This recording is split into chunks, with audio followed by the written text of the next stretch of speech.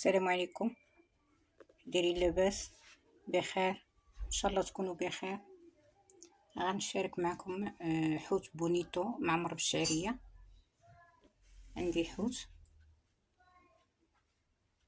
عندي مطيشه، فلفله، بصله، حامض، شامبينيون، ثومه، حامض مصير، هريسه، الزيتون، وعندي الشعريه.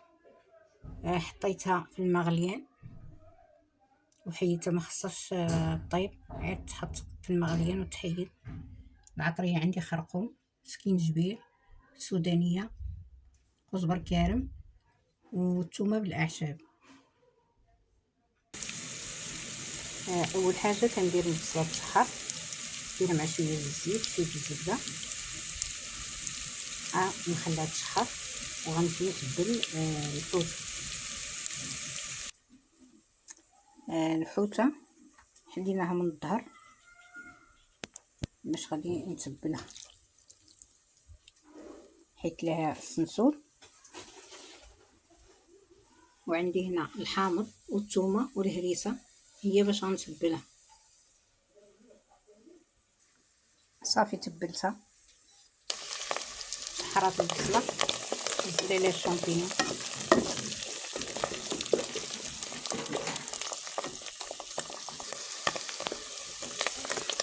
نزيد عليها الزيتون،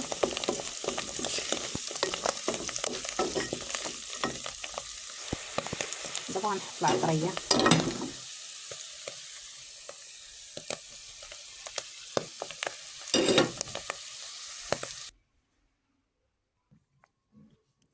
قطعت شويه ديال الفلفله وحطيتهم عليها. هاد الفلفله كنت غنشحرها مع الشامبينيون ولكن نسيت، انا حطيتها في الاخير. صافي الحشوه وجدات، حطيت عليها شويه الملح، صافي عمرتها. انا غنسدها بالعويدات.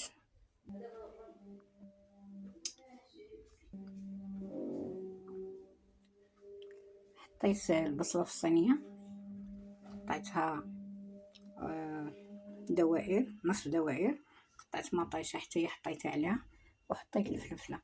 دابا غادي نحط عليهم الحوت. حطيت هنا شويه ديال الهريسه مع واحد المطيشه صغيره، شويه ديال التحميره والزيت، هما اللي غادي نحطهم فوق من الحوته. بدلت ليها الصينيه، ما هزاتهاش هذيك الصينيه، بدلت لها الصينيه. صافي دهنتها وثقبتها بالموس. غادي نحطها طيب. غادي ندير شويه الماء في الصينيه باش طيب البصله. صافي طابت الحوته، وكان الشكل النهائي ديالها هو هذا. نتمنى من الله تعجبكم.